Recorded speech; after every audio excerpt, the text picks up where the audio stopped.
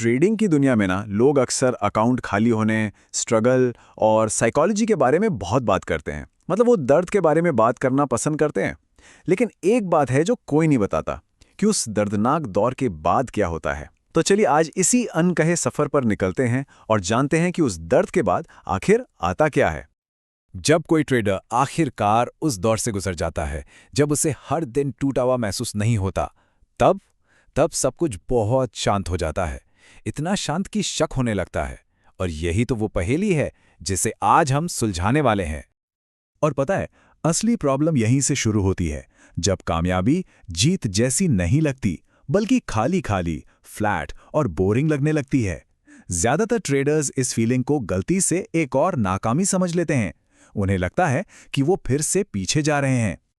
तो इस शांति को समझने से पहले हमें उस उथल-पुथल को याद करना होगा जहां से ये शांति पैदा होती है। चलिए दर्द के अंत की शुरुआत को समझते हैं। ये एक ऐसी स्टेज है जो मेंटली बुरी तरह थका देती है। पता होता है कि क्या गलत हो रहा है, लेकिन उसे रोक नहीं पाते। हर दिन एक जंग जैसा लगता है, वो भी अपने ही खिलाफ। सच कहूं तो ये वो दौर है जो किसी भी और चीज से ज्यादा इंसान को विनम्रता का सबसे बड़ा सबक सिखाता है। यहां ना एक बहुत बड़ा मेंटल शिफ्ट होता है। ट्रेडर एक लड़ाई वाले फेज से निकलकर शांति वाले फेज में चला जाता है। जहां पहले हर ट्रेड में टेंशन और मुझे सही होना है वाली जिद होती थी, वहीं अब सारा फोकस सिर्फ सही प्रोसेस फॉलो करने पर होता है। इमोशंस साइड में हो जाते हैं। तो सबसे जरूरी बात यह है कि असली प्रोग्रेस की पहली निशानी जीत वाली फीलिंग नहीं है, बल्कि इमोशनल उतार चढ़ाव से एक तरह की दूरी बना लेना है। बस अपना काम करना बिना किसी ड्रामे के। ठीक है, तो अब आते हैं इस नए दौर की सबसे बड़ी चुनौती पर। जब टेंशन और उथल-पुथल खत्म हो जाती है, तो ये जो इमोशनल शांति है ना, ये बड़ी अजीब, बड़ी अनकंफर्टेबल लग सकती है। और यहीं पर खुद को नुकसान पहुंचाने का खतरा पैदा होता है। ये एक बहुत ही खतरनाक साइकिल है। देखिए, होता क्या है कि ट्रेडर्स को टेंशन की इतनी आदत हो जाती है कि शांति उन्हें बेचैन करने लगती है। तो वो अनजाने में फिर से गड़बड़ शुरू कर देते हैं। ओवर ट्रेडिंग, नियम तोड़ना, सिर्फ कुछ महसूस करने के लिए। और बस इस तरह वो खुद को वापस उसी दर्द भरे लूप में धकेल देते हैं जिससे वो इतनी मुश्किल से बाहर निकले थे। और ये लाइन ना उस कड़वे सच को दिखाती है जिसे बहुत कम लोग मानते हैं। ट्रेडिंग का जो असली गोल है, यानी कंसिस्टेंसी, वो इमोशनली एक्साइटिंग नहीं है, वो बोरिंग है। ये एक प्रोसेस है, कोई परफॉर्मेंस नहीं। एक ट्रेडर की कहानी है। वो सालों से स्ट्रगल कर रहा था, हमेशा इमोशनल रोलर कोस्टर पर रहता था। फिर एक दिन उसने अचानक ग्रुप में पोस्ट करना बंद कर दिया। सबको लगा कि उसने हार मान ली, पर असल में उसे अब किसी के वैलिडेशन की जरूरत ही नहीं रह गई थी। जब किसी ने पूछा कि भाई क्या बदला, तो उसका जवाब था, मैंने बस सही होने की परवाह करना बंद कर दिया। इस कहानी का मतलब यही है, असली प्रोग्रेस अंदरूनी होती है।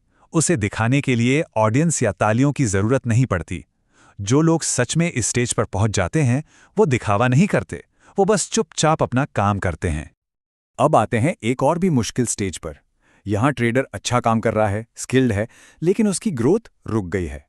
और इसकी वजह है एक छिपा हुआ डर। ये एक बहुत ही धोखे वाला फेज है। मतलब बाहर से देखेंगे तो सब ठीक लगेगा, कोई बड़े लॉस नहीं हो रहे, रूल्स फॉलो हो रहे हैं, लेकिन अंदर ही अंदर ग्रोथ रुक चुकी है। यहां ट्रेडिंग परफॉर्मेंस के लिए नहीं हो रही, बल्कि पुराने दर्द से बचने के लिए हो रही है। और ये फर्क बहुत बहुत जरूरी है। क्या मकसद आगे बढ़ना है या सिर्फ पुरानी गलतियों के दर्द से बचना है? एक माइंडसेट आपको ग्रोथ की तरफ ले जाता है और दूसरा बस ठहराव की तरफ। तो अगर कोई ट्रेडर ठहराव महसूस कर रहा है, तो उसे खुद से ये एक पावरफुल सवाल पूछना होगा। अपने फैसलों के पीछे की असली वजह को समझना ही यहां से आगे बढ़ने का इकलौता रास्ता है। और ये एक और कड़वा सच है, जब स्ट्रगल वाला फेज खत्म होता है ना, तो वो दोस्ती यारी भी खत्म हो जाती है जो एक दूसरे के साथ लॉस शेयर करने पर बनी थी।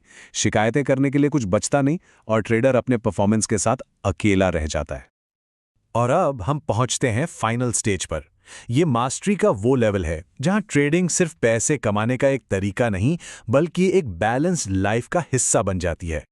ये है असली कमाए हुए कॉन्फिडेंस के प्रैक्टिकल साइन। मतलब अब खुद से मोलभाव नहीं होता। बाहर के लोग क्या सोचते हैं इससे फर्क नहीं पड़ता। गलतियां होती हैं तो चिढ़ होती है, पर इमोशनल ड्रामा नहीं होता। लॉस वो बिजनेस का खर्चा लगता है, और इमोशंस वो अब ड्राइवर सीट पर नहीं बल्कि एक सिग्नल की तरह काम करते हैं। जब मार्केट एक चैलेंज नहीं रह जाता, तब एक ट्रेडर को अपनी जिंदगी के उन चैलेंजेस का सामना करना पड़ता है जिन्हें उसने इतने समय से इग्नोर किया था। लड़ाई अब स्क्रीन पर नहीं बल्कि शीशे के सामने होती है। ये बात ट्रेडिंग में कामयाबी के पूरे मतलब को ही बदल देती है। असली जीत वो है ही नहीं जो ज्यादातर लोग सोचते हैं, बल्कि ये एक ऐसी जिंदगी बनाने के बारे में है जहां मार्केट अब आपको कंट्रोल नहीं करता। यही अंतिम लक्ष्य है, बाजार पर हावी होना नहीं बल्कि बाजार की इमोशनल पकड़ से आज़ादी पाना। एक ऐसी जिंदगी बनाना जहां किसी की सेल्फ वर्थ उसके पीएनएल से न जुड़ी हो। और हम इस कहानी को इसी सवाल के साथ खत्म करेंगे। मार्केट को मैनेज करना तो सीख लिया, अब क्या? जब ट्रेडिंग की जंग खत्म हो जाती है, तब जिंदगी की असली जंग शुरू होती है। आखिर मकसद क्या है? ट्रेडिंग तो उस बड़ी पिक्चर का बस एक छोटा सा हिस्सा है। बाकी की पिक्चर क्या है? उस जवाब को ढूंढना ही असली काम है।